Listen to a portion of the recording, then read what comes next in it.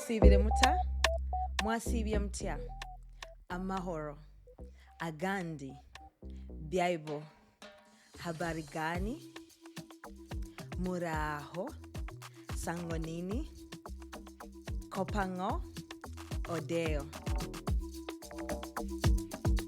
For those of you who are wondering what that was, these are some of the various local greetings found in East Africa's diverse languages.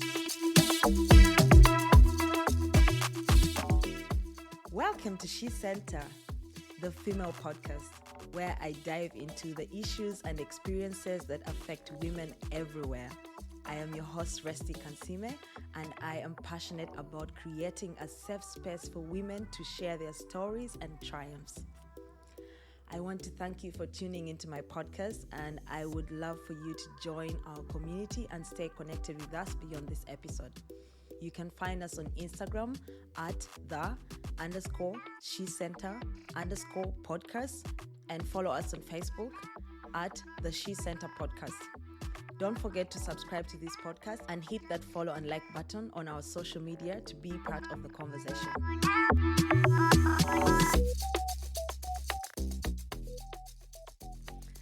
A special welcome back to you, my wonderful listeners, and a special greeting to our new audience joining the SheCentre community. Last week, Shiella Muhereza left us on the edge of our seats with the initial chapters of her compelling story. Before we delve into the conclusion, I would like to quickly remind you to join our vibrant community online. That's if you haven't already. If you're tuning in via Apple Podcasts or Spotify, don't forget to rate and review. It truly means the world to me. I cannot emphasize how your support and love drive the heartbeat of SheCentre, and I encourage you to be an active part of our community. Please follow, share, engage with the SheCentre podcast on TikTok, Instagram, Facebook, and YouTube. There, you will find empowering content and snippets from each episode. Video snippets. Now, let's pick up where we left off in Sheila's journey. Shiella was sharing the heart-wrenching moment of discovering her unborn child's passing at 33 weeks. This week, brace yourselves for the rest of the narrative as Shiella courageously reflects on the aftermath of the stillbirth and the challenging care she encountered at the hospital. Don't miss a moment as Shiella guides us through the overwhelming journey, post-returning home, coping with loss, and ultimately finding healing through the power of community. And of course, the heartwarming conclusion, welcoming a beautiful baby girl this September after a 9-month journey filled with anxiety. Your commitment to listening until the end is deeply appreciated. So let's embark on this emotional yet inspiring continuation of Sheila's story together. So we got into the car and drove to Nsambia Hospital. This was around like 4 p.m. So when we got there, my mom gave them the scan results, and like when the nurse opened the results, that was the first time that I actually had that the baby, that like there was no heartbeat. She read the report out loud, but this is when they finally wanted to do a scan. So when I gave them my scan, they said, no, we need to do our scan here at the hospital such that we can confirm what this person has written. So we go to the scan place at the hospital. They did another scan, and then they're also telling me, just go back to the labor ward. We shall bring the scan results there and what.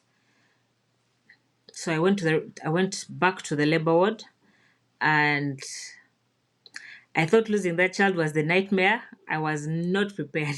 I was not prepared for that night. Like nothing in my life would ever prepare me for like, what happened.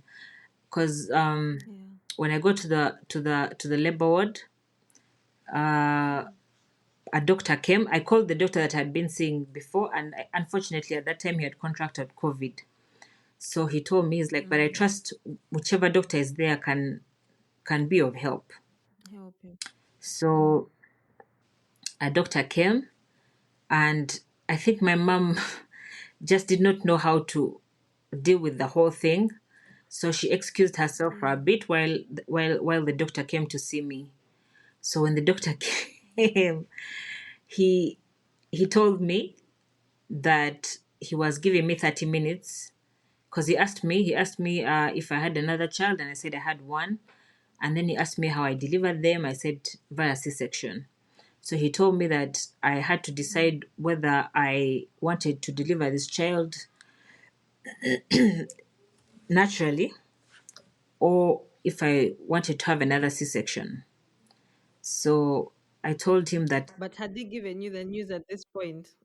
Like, I did he confirm it, or he was still beating around the bush? he was such a terrible person because he just came in and said,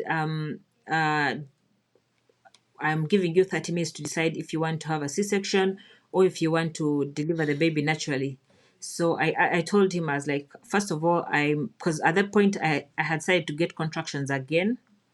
So I told him I'm having contractions already, and I wouldn't want to have, if there's an option, I wouldn't want to like have another C-section if this child is not alive. So he told me, he's like, okay, if you want to deliver this baby, then you'd have, he wrote down a tablet for me that I think it's for like inducing.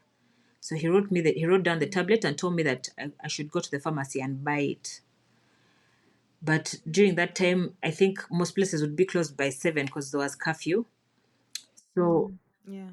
like, and also I couldn't leave the hospital to go outside to buy a tablet surely. So I'm like, okay, if since I already have contractions, let me wait it out and see what happens.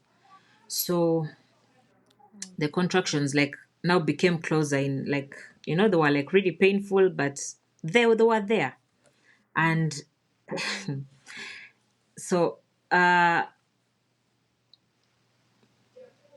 so during that time, the doctor told me that since I had said that I did not want a C-section, he would be away doing another C-section until around 11 p.m. So he told me he would not be available until that time. If I decided to have a C-section by that time, then he would do it then. So I told him, I was like, you know what, you're putting me under too much pressure. And I started to cry. So the guy told me, he was like, the problem with you, madam, is that you're too emotional.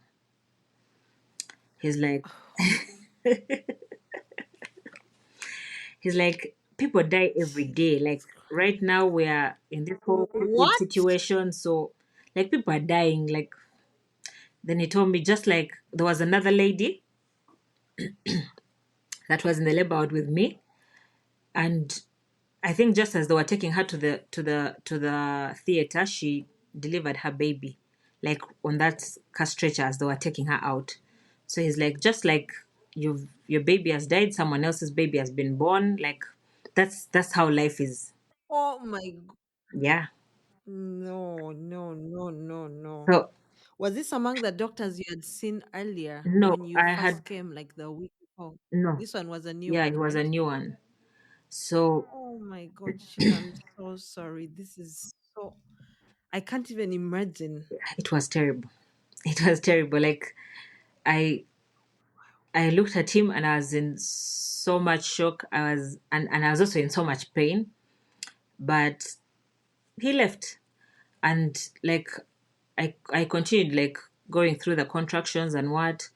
And my mom kept asking the nurses to come and like check and see if my cervix had dilated, if there was any progress. But they seemed like unbothered. So she kept like calling and calling until one of them came, and she did the VE, and she told me that my cervix had opened, I think 2 centimeters at that time. So she's like, I think the tablet is working. Like this boy was so out of touch with, they didn't even know that I had not even got the tablet. So Wait, they said the tablet is working and yet you hadn't taken any tablets. yeah. So she's like, I think the tablet is working. Okay, we shall keep checking. So she goes away, and then I continue with my contractions. So at some point, this doctor came back and he told me, he's like, okay, now that your cervix has started to dilating, I think I'm going to have to like break the water. This is at 11. Yeah.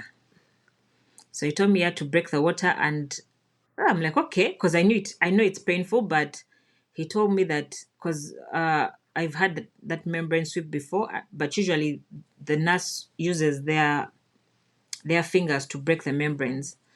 But for him, he said he preferred to use a hook. So I said okay. So he broke the membranes, and I think he did it so fast that the hook cut into my skin.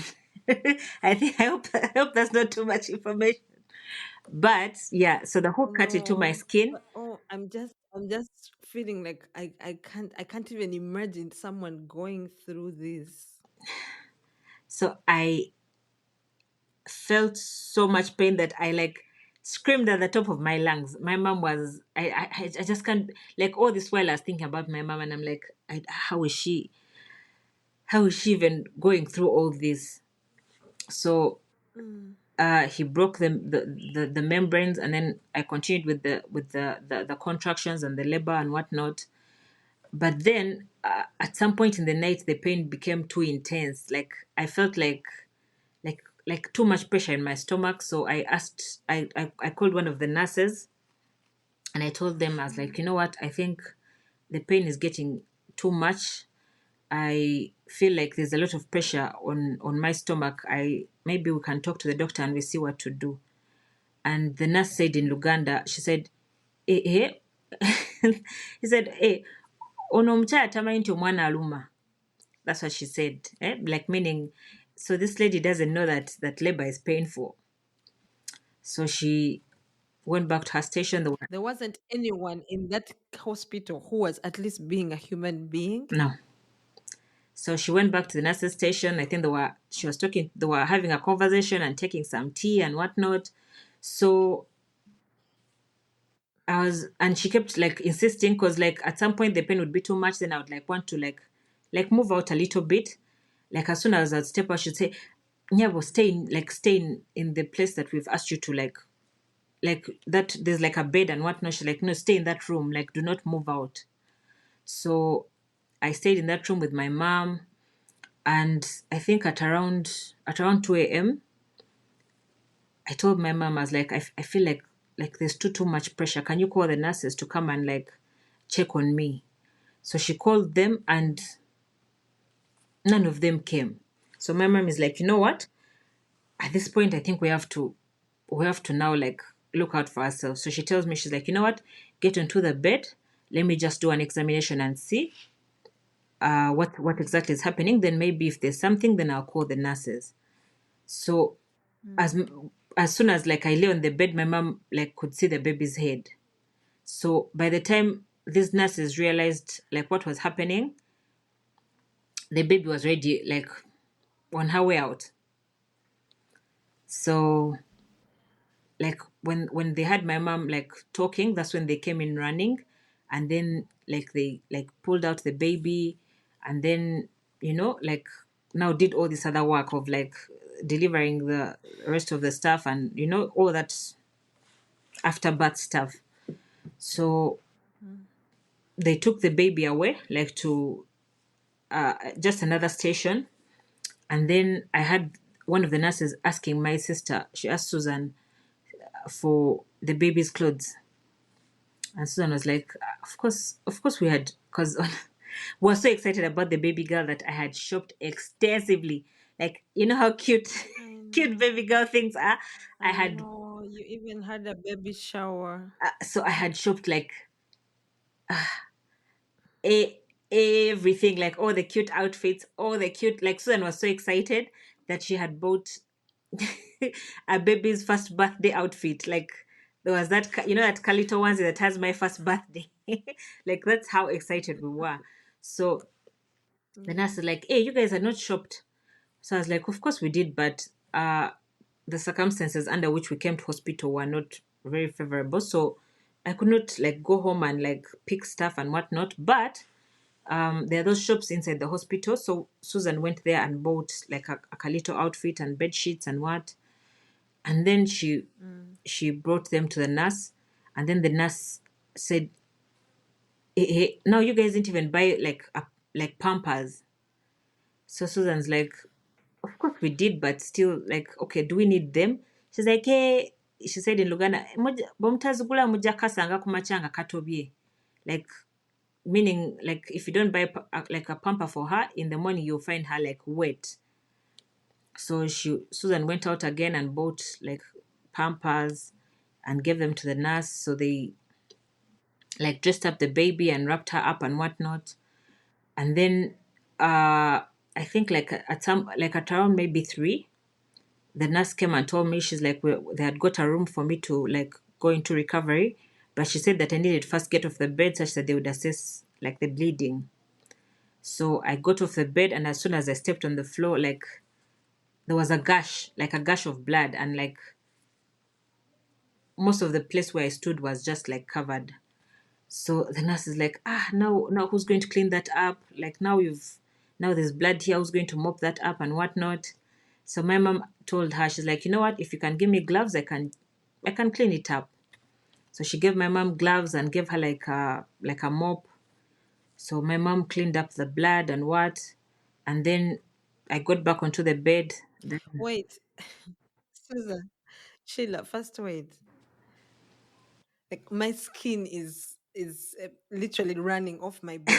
You have paid money to this hospital yes, and they're treating you like you are in there for free. Clean. Who is even caring about cleaning blood at the point when someone has just lost their child? they were so unbothered.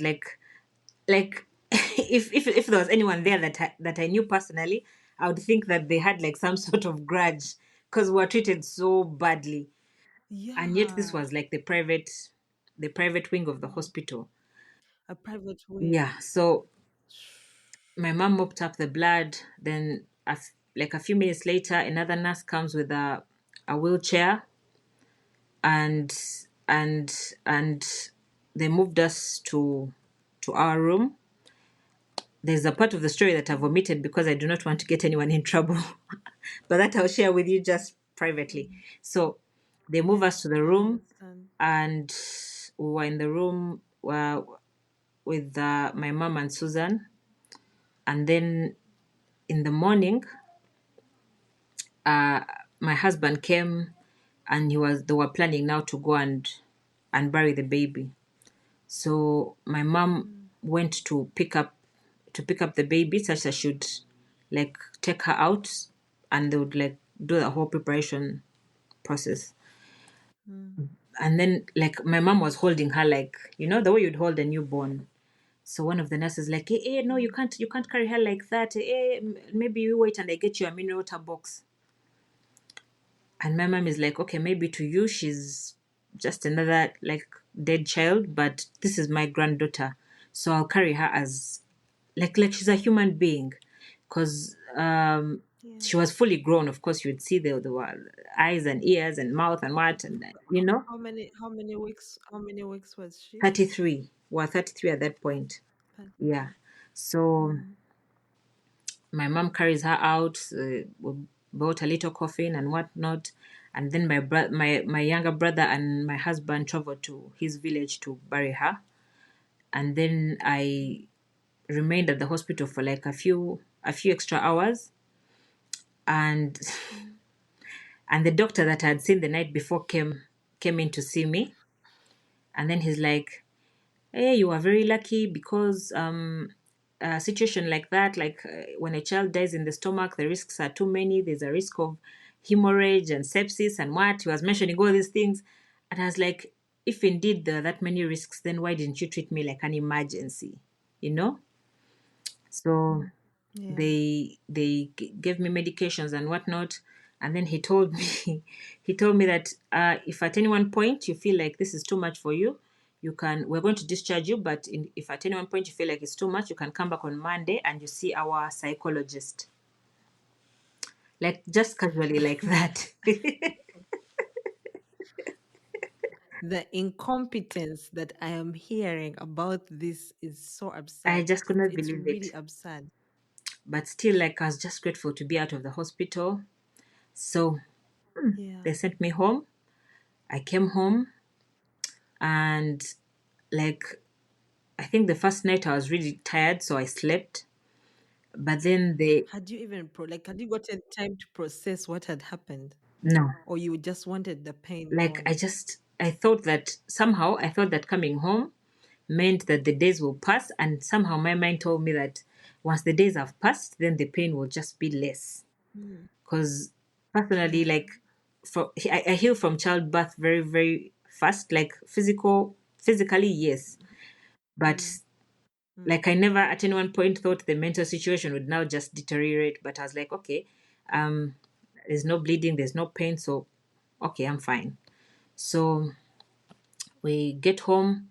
The first night I slept. The second night I barely slept. Like, some at some point in the night, I woke up and I was feeling like panicked. So I was in Mm. the room with my mom. I didn't want to wake her, so I went to the sitting room and sat. And I was like, maybe at some point in the night I'll get some sleep and then, relax. And I did not Yeah. sleep. So the next day, excuse me, my mom went to work. I stayed home, but still, like, the entire day, no sleep. Like, I was feeling extremely tired, but I just could not sleep. Mm. I was like, anyway, okay, maybe, I don't know, whatever it is, it will, like, go away. So I used that time to, like, I pack up everything that I had shopped, like all the outfits and the towels and the whatnot. I packed them up into like a suitcase because I had cleared like a wardrobe space for like all these things. Like, I think, gone overboard with the shopping. Mm. So I Yeah. kept all those like clothes and bottles and all that baby stuff. And then I Yeah. got like a big bag and put all the diapers, wipes, lotion, soap, like those things that were needed like Mm. immediately. So I got them, put them in a Mm. bag, and then I asked someone to drive me to Zambia Baby's home, and I donated them Mm. because like I just did not want to see them like there. Yeah. So I took them to the baby's Mm. home, donated them. And they were like, "Oh, thank you. Would you like to come in and first see like some of the babies that they just brought in? We have some newborns." And I was like, maybe another time, just not now, because I did not want like to go through like the whole story and whatnot. So I told them, I was like, no, Yeah. I just wanted to donate this stuff because I usually go there to donate. Like, each time I have something, I'll Mm. go Mm. donate. So this time, like the first thing that came to mind was to take them to the baby's home. So I donated Mm. the Pampers, the wipes, the Vaseline, this whatever, all that uh, like stuff that the newborns need. And then I came back home, Yeah. and then that night my milk started to come in. Now it was like so painful. Then that is when we realized that at the hospital they had not given me anything to dry up the milk. So naturally the body had to now start producing the milk. So now that was like, Mm. it just made it worse for me because again I was losing sleep. I was like, this was like day two of me not sleeping. I was like, I just couldn't understand what was going on. So the next day, Yeah. my mom got me some tablets to dry up the milk, but she said it would take, of course, a little bit longer because it had already come in. Yeah. Yeah. Yeah. So Mm. that uh, so that day, I took the medicine, spent the day at home, but like I was starting to feel like my body felt a little bit too heavy for me. Like, even walking like a short distance felt like I was literally dragging myself. Like, I was so tired, but I was still not sleeping. Like, Yeah. I was just, I don't know what was happening with me. So uh like at some point my husband came and found me lying on my bedroom floor because I think my stomach had some sort of spasms or something because I felt like there were baby kicks or something. So like I just could not understand what was going on. Uh so Yeah. that my mom had gone to work, so she came back in the evening and we talked a little bit and she went to sleep and I still could not sleep. So I was going into the third day of almost like no rest, no sleeping, no what, like my mind was working overtime. So as soon as my mom left for work, my husband left to, I think also he did not know how to deal with the whole situation. So I think he needed to just be out of the home. So he left, and then it was just, I was at home, and I just felt the need to like just drive out, because I felt like, home felt like it was squeezing me. Like there's no part of the home that felt Yeah. okay. Like I'd go to the bedroom, I go to the sitting room, nothing. I go outside, like it just felt like so small for me. I felt like the home was just like boxing me in. So I got into the car and I drove out. Then I reached a point, I'm like, but where am I going? So I drove to my parents' house. My brother was home. And as soon as I got in, he said he has never seen anything like that, because I was pacing, and like the only words I was saying, I need to sleep, I need to sleep, I need to sleep. So he asked, he's like, have you been given like a sleep aid, like something to help you like relax? And I said, no, but I need to sleep, I need to sleep. He's like, you know what? Maybe just lie down on the bed for a bit, maybe you'll get some sleep. So I get onto the bed, immediately jump up. I'm like, no, I need to sleep. I need to sleep. Like I felt like I just needed to rest, but like, I was so tired, and yet Yeah. I couldn't sleep. So my brother said, I'm like, you know what? I think I need to go back to my home. So my brother's like, okay, wait a bit, and I come. Let me just get dressed, and I drive you to your place. And I was like, okay. So by the time he went to his room to change, I walked, got back into the car, and drove home. And also another thing that made home so hard for me is that, like, when I had not seen my daughter like physically, because I just did not want to look at her, but my mom and Susan had taken some pictures. So I saw the pictures while I was scrolling through Susan's phone, and I sent them to my phone. And like she looked exactly like her brother. So each time I'd see my son, I was just like reminded of the whole situation. So most of the time I just kept telling him, no, you go, you go, you go. And like he would not understand what was happening. So each time someone would come like to visit, he'd say, my mom is sick, my mom is always crying, my mom is sad. And I felt bad, but I just did not know what was happening at that point. So when I got home, my brother called my parents and told them that I think there's something wrong with Sheila. Maybe you guys can what? Can go and check on her. So my mom left work, my dad left work, they came to my place, and I told my mom, I was like, I've not been sleeping. I am so tired, but I can't sleep. So she took me to see a doctor. The doctor gave me something to help with sleep. And she told me that, like, the doctor told me that, like, one tablet usually knocks out someone for about 6 hours or so. So I was like, okay, then that means I'm sorted. So they gave me the tablet. As soon as I got home, I took it. Still no sleep. I Nothing. laid down, I tried everything, no sleep. And then, like, I think at some point I dozed off, but I think I slept for like about, maybe, if it was a lot of time, like an hour. And then I was awake again. But still, I'm like, okay, at least now I'm getting some sleep, so I'm starting to relax a bit. So a few days later, I started, like, one night, I just woke up, and like my heart was beating so fast. I was like panicking. I usually have a blood pressure machine at home. I checked my blood pressure, it was extremely high. At that point, my mom had gone back to her home. Like, everyone was like walking on eggshells around me. They did not know how to deal with the whole situation. So I told her it's okay, if she needed to go home, she could. So I was panicking. I was like sweating. My heart was beating so fast. I checked my blood pressure. It was like getting higher and higher each time I would like check. So I checked the time, and it was 2 a.m. So I told my husband, I was like, either I'm having a heart attack or something, because I do not know what is happening. So we got into the car and drove to my mom's home. And my mom told me, she's like, you know what? I think you're having like an anxiety attack. She's like, this is a panic attack. Just sit down, breathe, relax. She's like, did you take the tablet for sleeping? I was like, yes. She's like, okay, that means it will like come down at some point. So we sit down. She's telling me to do all these breathing exercises and whatnot. And then after that, I relaxed a bit. She checked my blood pressure again. It had like come down a bit. And then I slept.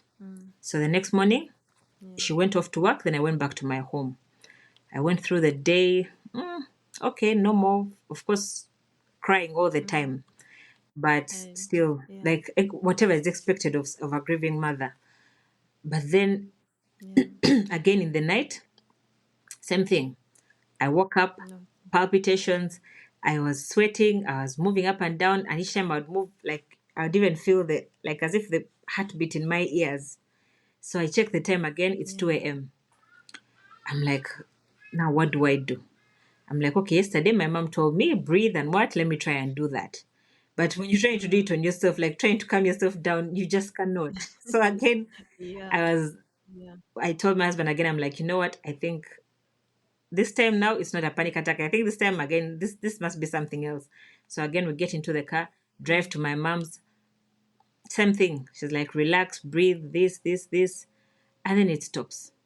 And then it became an everyday thing. Like almost every night at around the same time, I was getting panic attacks. So she's like, you know what? I think we need to address this. So uh, she took me to a psychiatrist. So he's asked me questions, did all this stuff, and then prescribed something for the anxiety. So I took the medication for anxiety, and I seem to like feel better. Yeah, so the panic attacks reduced, and then at some point they just completely stopped. Like I can't even tell at what point they stopped, but they just stopped. And yeah, but like I'm like, okay, that means I'm fine and everything is going on well. So I'm like, I think now I'm ready to go back to work.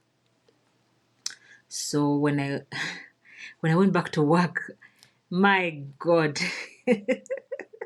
like I tried to explain this to everyone, but no one got it. I told them that I feel ashamed. I'm like, there's this shame that I feel.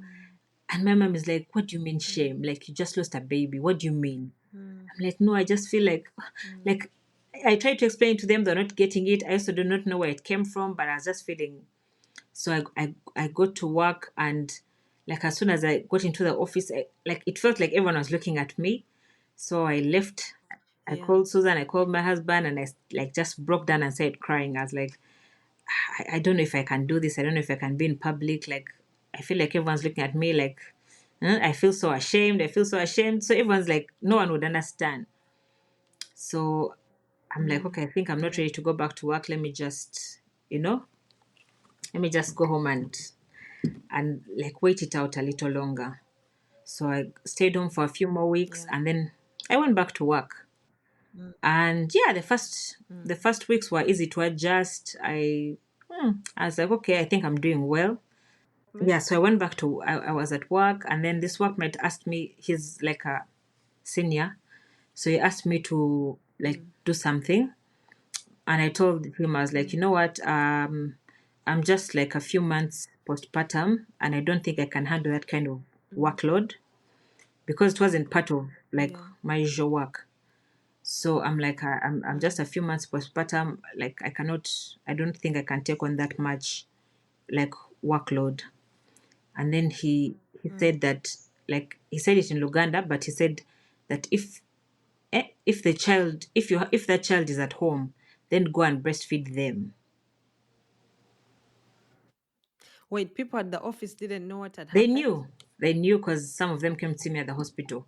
And he also knew because they were all informed. So like he said it like meaning like if you're saying you can't do this work because you just had a baby, then if they're home, then go and be with them. That's what he meant. So he said it in Luganda. He said, "Oh, kale oba omwana gy'alige n'omuyonse." My God, it felt like someone had slapped me in the face. It felt I like can someone had slapped imagine. me. Yeah. Like I walked back into the office, sat down, and like just felt numb. I was like, I was just not prepared, like for such such a comment. Like, Mm. so Yeah. I just got into the office, sat for a few minutes, just couldn't process it, got my bag, went home. And I told my mom and Susan about it. I was like, you know what? This person said this and this. Like, I feel so bad. She's like, okay, maybe just again take some few days off, but there's not much you can do. Mm. Yeah. So, Yeah. yeah, so for the whole of last year, 2022, I was mainly Mm. dealing with anxiety Mm. because you're Mm. you're with these people that are saying after you lose a child you need to get pregnant immediately because that's the only way you get over it. There are people who are saying, hey, but what exactly What? happened? Like, I had already tried to try and find out, and they told me that the cause was unknown. So, like, Mm. you have all these people, like, everyone's advising, people are saying this, people are saying that. And me personally, I was like, you know what? I do not think that I can go through another pregnancy. Like, I do not think I can. Yeah. So Yeah. I'm like, you know what? I think I already have one child. One child will be enough for now. That is it. Let us leave it. Mm. Yeah. So like last year, I Yeah. would like have these panic attacks, the anxiety, the what. Like it Mm. was a mix of all kinds of things. Uh, Did you continue with the seeing the psychiatrist or taking the medication, or you stopped after a I while? like when I felt better, I stopped. And then, like I said, Mm. have panic attacks again and again. They were causing like the pressure to rise and whatnot. So Mm. I went to see this doctor who like tried to go through the whole thing with me, like trying to find out what was causing the anxiety and whatnot. So he recommended that I see Mm. a psychologist. And at that Mm. point, I'm like, okay, what has talking about my situation got to do with anything? But still, I went and I Mm. saw him, and like I Yeah. would see him like almost every week. He'd like ask me all these questions and what, and somehow, and he also Mm. taught me like how to deal with like panic attacks and whatnot. So Mm. Mm. by like by like towards the end of last year, I was in a very very very good place. Like I was not having any more panic Mm. attacks. I was just going Yeah. through life. I can't say that I was over the whole situation Yeah. because there's just no way you can get over losing a child. But at least I Definitely. could, just like now, I could tell the story without breaking down and crying and what. Mm. So Mm. Mm. Yeah. yeah, so last year, my mother was telling me, you need to have another child. People are telling me all that. And I'm like, I don't think I can. I don't think I can I can't do it. And Yeah. I'm like, especially since they told me that the cause for the other one's death was unknown. So I can't. I'm like, I wish they had told me that maybe it Yeah. was like this or this, and I know what to avoid, I know what to do. But What to yeah, avoid? but they Yeah. did not tell me Sure. anything. So I was like, no, I can't do this. And mums, she brought people to pray for me. Each person that would come to visit, she like, pray for your daughter. She does not want to have another child. She has said she's over it. What? They were always praying for me. What? She'd always call me. But I was like, no, I'm just not in that place. I can't do it. Like, I'm like, I can't do it, and that is it. So, Yeah. uh, I think in this early December last year, uh, my uncle came to visit, and again, same thing. My mom said, hey, your daughter is there. Pray for Munange, pray her. for her. What? So my uncle starts to pray. What? Read the Bible.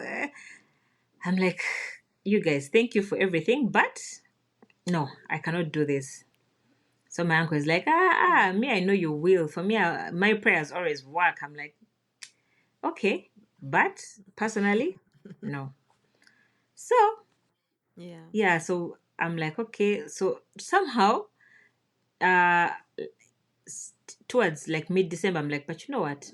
Maybe I can do this. Maybe I can have another baby. Yeah. So Mm. I had other moms that had also lost babies around that time, and one of them had told me she was pregnant. Where had you found the where did you find them? Um, there was there was one that I met on an Instagram page, Mama Sako, and then of course I Mm. had another friend who had lost a baby way before me. And I had Yeah. another one that had lost a baby, I think a month or two before me. So those were the friends, Ah, like people that I okay. knew personally. Yeah. And then, Yeah. but as time went on, like when I went onto Instagram and told the whole story, a lot of moms reached out and told me, I've Yeah. been through this, I've been through this. And then I discovered a Yeah. whole other community of moms that had gone through loss. Yeah. So Yeah. Did you guys create a community or you were talking to them individually? for the people that I knew personally, I was talking to them individually. And then I Mm. discovered, not discovered because I'd heard about them before, Veso is me. There's a lady Mm. called Kecho. She has this group of like mothers that have gone through loss and what. So Mm. uh, the time that I went onto their page and I saw that they had a gathering for bereaved Mothers Day, and Yeah. I kept looking at I would see I took a screenshot of the flyer, and I'm like, can I Mm. go? Can I not go? Can I? Like you know. So Yeah. it was until the Mm. night before that event that I sent her a text and I Mm. said I would like to come for the event. And she said, yes, you're welcome. Mm. She sent me directions. She was so, so, so nice. So the next Mm. morning, I'm like panicking. I'm like, what did I get myself into? Can I really like handle all this and whatnot? But still, I'm like, okay, I get into Yeah. the car. I drive to the location. I was actually quite early because there were, I think, like two other moms there. And they were like really Mm. nice. They were like greeting me and what. And no one was like pressuring me into like telling them what happened. Everyone was just like Telling. talking like Yeah. generally and whatnot. And like by the time the Yeah. event started, I think we're like about like 15 or 15. And Mm. like when these moms started to tell their stories, it felt like a weight had been lifted, like a bit of that burden had been Yeah. as if shared, because I met moms who had Yeah. lost more than one baby. There was one that had lost about Mm. three. There was one that, that lost babies to domestic violence, that lost babies to. I was like, it was like my eyes were open to this whole other thing. Like, I just. World. Yeah. So then she had this whole. She gave us like these rocks to paint on and like write our Mm. babies' names on them. And there was this mom who had lost her baby, but she was like so happy. She told me she had like three other kids after. And I was like, okay, wow. Like, That's what you yeah. needed. So there were Yeah. always like other moms who said that they had like lost babies and had other babies and what. And as like the whole Mm. concept of a rainbow baby was like, wow, like, and they were so happy and what. Mm. And some came with their husbands. There was all this support, like it was an overwhelming support. There was no one story that was Yeah. undermined of for you lost one, or for you had a miscarriage, or for you no. Mm. Like everyone Yeah. that had gone through loss, no matter at what stage of the pregnancy, was like welcome, was listened to. Like people would listen without interruption. Like it was just, like so I Yeah. like interacted with those moms and what, and I said, okay, I'll come for like any other event that you have and what. So we were there for an Mm. entire day. I think I left like around 6 or 7. Like everyone was just Mm. so nice. They asked us for like little things that reminded us of our babies, and they had like this altar where we put all the Mm. things. There were people that had like a Mm. footprint, like a what, like all those little things. Like we felt so, like I went home Yeah. feeling much much better. So Mm. like I was encouraged at that point, but also this other personal friend mom who was pregnant with their rainbow Mm. baby made me feel like I think maybe I can do this. Yeah, so Yeah. fast forward to January of this year, like I just Mm. my workmate told me, she's like, there's something about you that's a bit unusual. I'm like, what? She's like, could you be pregnant? I'm like, hell no. So I'm like, but wait, let me just to humor her, let me just like take a test. So I did, Mm. and I saw those two pink lines. My God.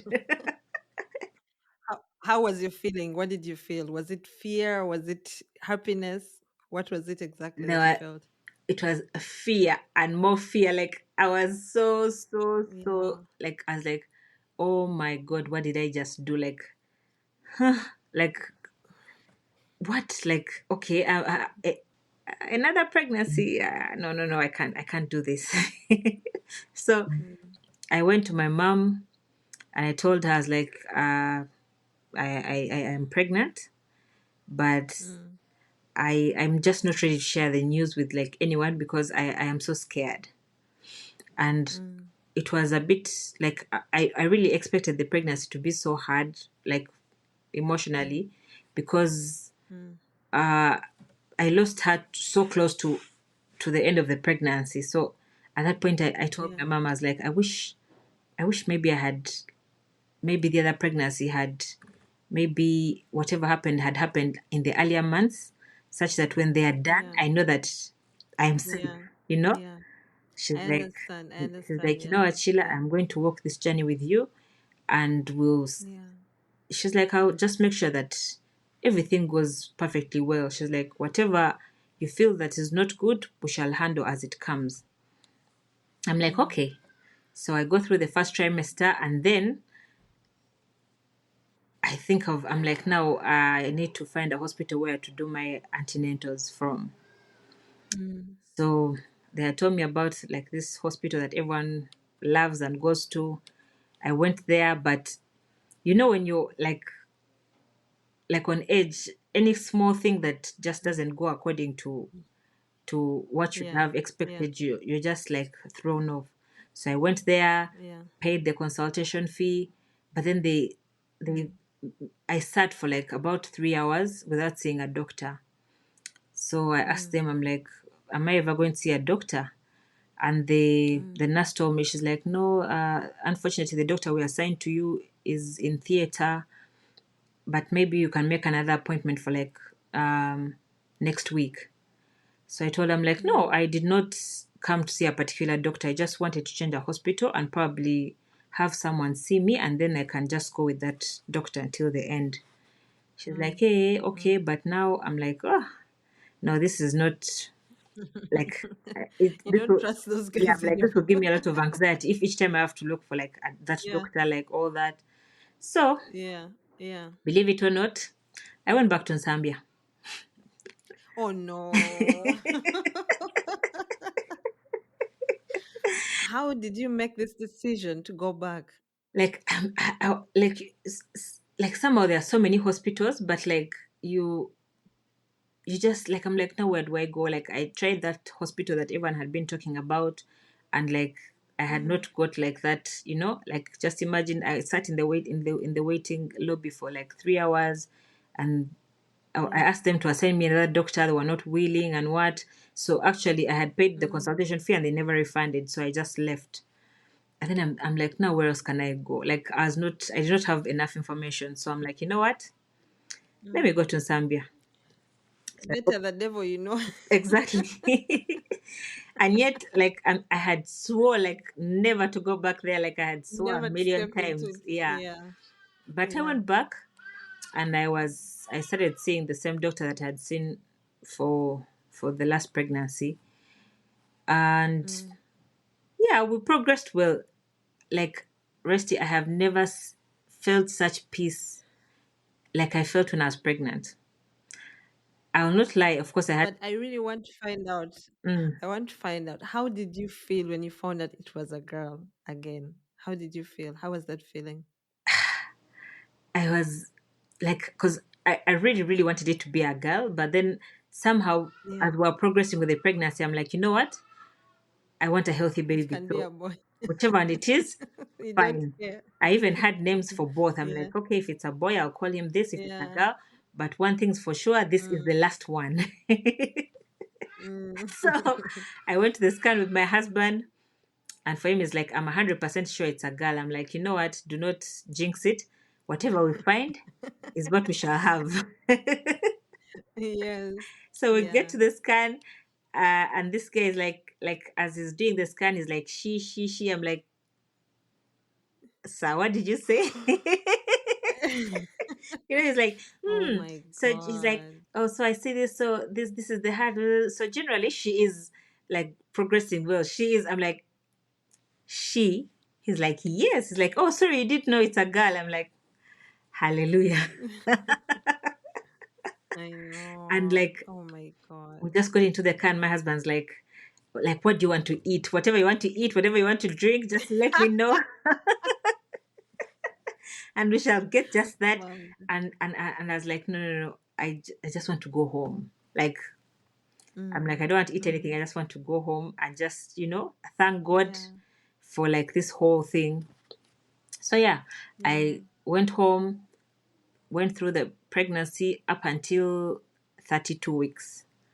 Now at 32 Mm, weeks, I went back to Zambia for my appointment, and just like mm. I entered the gate, but I felt like, no, I can't do this. I The can't do fear this of last anymore. time, eh? Yeah. So Mm, I went in, I saw the doctor, but still like I was not at ease. I'm like, no. I can't do this. Like I've gone to this place all this time and I've been okay, but somehow when I got to the same weeks where I lost the other baby, I couldn't get myself to just keep yeah. going back there. So Yeah. my mom had been recommending this other doctor like the entire pregnancy, and I was like, no, it's okay. Let me just keep seeing the one that I know. So when I Yeah. went for that last visit at Zambia, it was so hard for me that I was like, I need to, maybe it's finally time for me to switch a hospital. So for the Mm, next antenatal visit, I went and saw this other doctor, and he was like so kind, so nice, so attentive. Like I was like, yeah. this is Mm, exactly what I need. Like he told me, call yeah. me anytime. Like just someone that just Mm, put all my fears at ease. Like I tell him, but doctor, now what if I lose this one yeah. also? He's like, we've done all our Mm, scans, we've taken all our meds, we have mm, checked everything yeah. is perfectly fine. He's like, don't you believe in God? Mm, I was like, I do, but the yes. anxiety Yes. comes in. He's like, no. He's like, this Good. baby is perfectly Yeah. fine. Uh, Mm. I'm like, okay. I'm like, how about if we take her out like at 36 weeks? I'll- He's like, no, my dear, that's not how I work. He's like, we have to wait for her yeah. to go up to term. And I told him, I was like, Mm, okay. But one thing I know for sure is that he's like, what would you like? Would you like to like push, or would you like a C-section? I'm like, I want mm, a C-section because I am not ready to just wait until yeah. contractions or whatnot. No, if I make it to 9 months, please let's just schedule a date and do the C-section. He's like, okay, Mm, fine. yeah. Yeah, so I saw him for like the last weeks of pregnancy. He was just the best. I had the Mm, C-section in September, on 11th September, and yes. the minute I came out of theater, like, like my mind was just Couldn't wait. blown. I looked at that baby and I Yeah. just felt like an overwhelming feeling of Mm, love. Like I was like, wow, like I yeah. just couldn't believe it. So Mm, I was so excited. I was so happy. Everyone was so happy. Like this is our first baby no. girl. Like okay, outside our first baby In girl the family, in our yeah. family. So like everyone Yeah. was like fussing, was so excited. Like I just could not believe Mm, it. Like wow, like I was so amazed at like what God can do. I just like I can't even explain it, Rusty. I was just I know. I was just You posted last month or in September? Was it shortly after? no, I And I I waited. was like, and I am so thankful to God because I started this podcast in September. Yes. Yes. Mm, Before that, I had started thinking of like I'd written down your name as people I wanted to talk to, and I knew the story that I wanted you to share. mm, But literally, something told me, don't reach out to Sheila.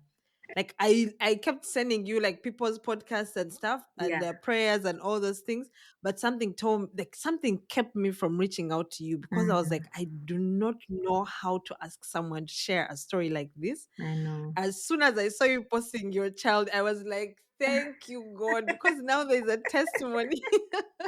Now there's a testimony, and there's something that's so amazing and it's a girl. Yeah. Like that was I just want to ask Sheila, how was the process for your husband? Because in many cases we think so much about the moms.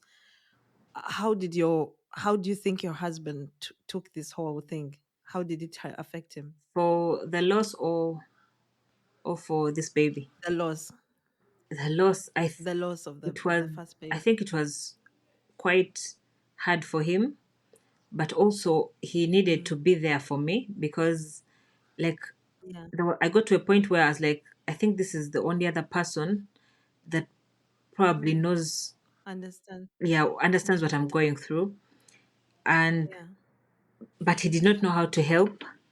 And like yeah, everyone that reached out to him would ask, how is Sheila, how is she taking this and all that. So he never quite got the time to like grieve the baby like as he should mm, have. Most of the time it was always yeah, about me. And then there are times where he'd offer help and I'm mm, like, no, no, no, leave me alone. And then sometimes I'm like, but now yeah, you're leaving me alone, and I'm by myself, and yet this is our child. Like, I also yeah, did not know what I wanted. But yeah. he he just never fully grieved like the baby. He was Mm, mostly just like looking after me and whatnot. And of course, mm, there were all these people that because I posted a lot about it on social media. You know, it's something yeah, that people have been so hush about. People only sent me yeah, like messages, and a lot of moms were telling me they had gone through the same experience, but like no one had ever, yeah, not no one, but like people do not come out as often to like talk about the whole situation and what, like everyone's just quiet about it. yeah, So we will also never know how to deal mm, with both the moms and the dads, and like, yeah, so yeah, he mm, just shared with me like much later. He's like, mm, he felt so bad and he was like broken and whatnot, but he said he could not mm, like show that emotion. So the best he would do was to just yeah, like most of the time be away from home, go to work, like just keep mm. his mind busy. Busy. Yeah, Yeah. So yeah. seeing him with this baby has been The like greatest joy. the greatest joy, actually, yes, because he loves her so much. Yeah. Like we go through the whole night duty together. Like when I'm tired, it's like we are Mm. tapping in and tapping out. Like, okay, Now you're even being extra parents. Like you're yeah, doing more than what you could have done. I think this child will be loved so much. he Sheila, is that loved.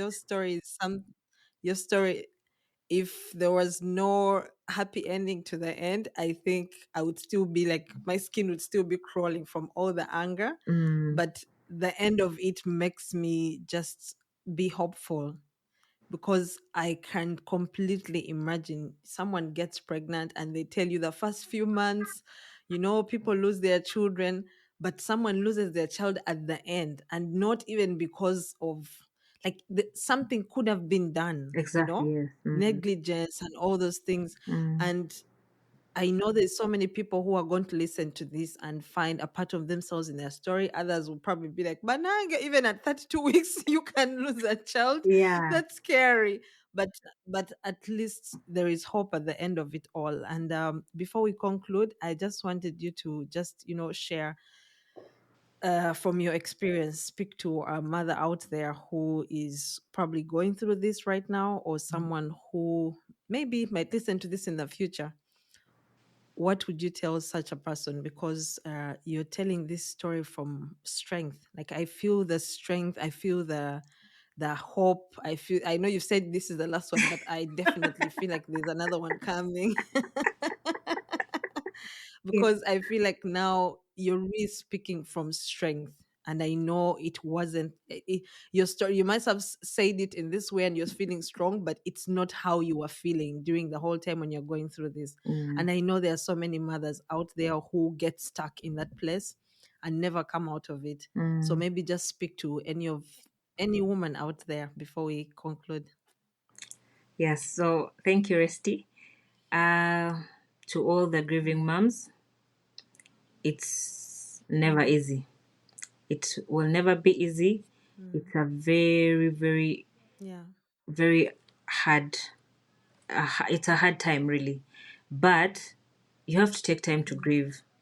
A friend of mine mm, who went through the same experience just a few years before she told me, take time mm, to grieve, cry when you need to, scream mm, when you need to, like, make sure you go through the whole yes. grieving process, because getting pregnant Mm, immediately, contrary to mm, the common belief that it will help you get over immediately, you can it's not, like yeah. I always told people, it's not a game of cut and replace. We're not replacing just Mm, another child. This was a child that you loved, yeah. planned for, cared for, and Mm, everything. And if you lost them, mm, then you have to go through that entire grieving process. I remember I used to call my friend Trish yeah. and just cry, and she'd not ask me what's wrong or Mm, anything like that. She'd just listen. yeah. And even Yeah. if, like, I dropped the call at the end and had not said anything, she'd understand. So take time to grieve, Yeah. ask for help where you can, because Mm, you just cannot. It's so hard to drag yourself out of that place, that dark place, by yourself. mm, But yeah. if you don't seek help, obviously you will lose your mind. So Yeah. take time, heal, pray, journal. Like I had a friend that lost his wife, unfortunately, during childbirth, still just a Mm, month before I lost my baby. But he'd call me and yeah. he'd tell me, Sheila, get a journal, write down how you feel. If the things that you feel that Yeah. if, like, are too personal for you to share, write them down. So I Mm, wrote yeah. down throughout that time, and even throughout this entire pregnancy. It helped me a lot. Like, I'd Mm, say, okay, today I yeah. woke up and I have a headache, but I'm not going to overthink it. Let's see how the day Mm, goes. And of course, be patient with yeah. yourself. Like, you have to Mm, extend grace to yourself as much as possible. And that is the only way, yeah. because the only way to see that light at the end of the tunnel is to extend that grace to yourself. You just Yeah. give yourself this peace of mind. And once you're ready to have another Mm, baby, you just trust your mom instinct. Like, whatever, like, as you go through the pregnancy, whatever you feel like is not going right, go to a doctor. If that doctor is not giving you the attention you need, go to another one, because there are a lot of caring, good doctors, and there and out there. a lot of these maternal deaths, infant deaths are things that can be avoided. So I know that, just always know, to all the grieving moms, know that there's light at the end of the tunnel. Like, I cannot curate the perfect words to tell you, because it's just never easy. But like right now Yeah. as I speak, two of the Mm, moms that I was grieving with last year have their babies. mm, One just had her yeah. baby, I think, a few days ago. Then another one had Mm, her baby a few months ago. So really, mm, there's light at the end of that tunnel. Yeah. yeah. Mm. Yeah. Thank you so much, Sheila. Thank you, Thank Ruth. you. My people, as we conclude today's episode, I just want to express the depth of emotions that Sheila's story has stirred within me and likely within you as well. I'm angry. I was angry as she told me this story, frustrated, and I kept feeling this anxiety as she kept going on and on about all these painful experiences. These are just a few of the emotions that have surfaced. I would definitely never wish this on anyone. It's a stark reminder that we should approach each other with kindness as everyone is dealing with their battles. Sensitivity is really, really key. A heartfelt thank you to the amazing community at Vessel Is Me for their incredible work in supporting women dealing with loss. Sheila's journey, as we heard, was also profoundly impacted by this supportive community. And in her experience, sharing her story on social media brought her into contact with compassionate women who reassured her that she was not alone.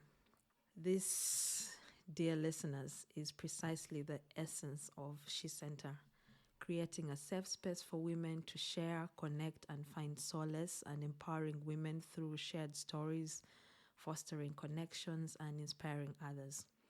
My aim is to provide a platform where women find support, healing, and empowerment, the very essence encapsulated in the She of SheCentre. To Veso is me, and to all who extended a helping hand, thank you for being a beacon of hope and strength. Together, we women can build a community that understands, uplifts, and empowers. Sheila, I want to extend my heartfelt gratitude to you for bravely sharing the most challenging experience of your life. Your journey is a testament to unimaginable courage and strength. I am truly in awe of how far you've come, and I know your story will inspire everyone who listens. Ladies and gentlemen, let's remember that stories like Sheila call us to be more empathetic and understanding. To all my listeners, thank you for your unwavering support and love. Please join us on social media this week as we continue the discussion on child loss. Let's continue to learn, grow, and support each other. Your commitment to listening until the end is truly appreciated. I don't know if you know that. Please stay connected with us on social media, and I look forward to bringing you more inspiring stories from incredible women next week. Same time, same place. Please help me spread the word by sharing our episodes with your friends, family, and followers. Let's amplify the voices of women, break barriers, challenge stereotypes, and create a network of support and empowerment. Together, we can bring about positive change and make this world a better place for all. This is SheCentre, the female podcast, where women's stories matter. I love you all. God bless.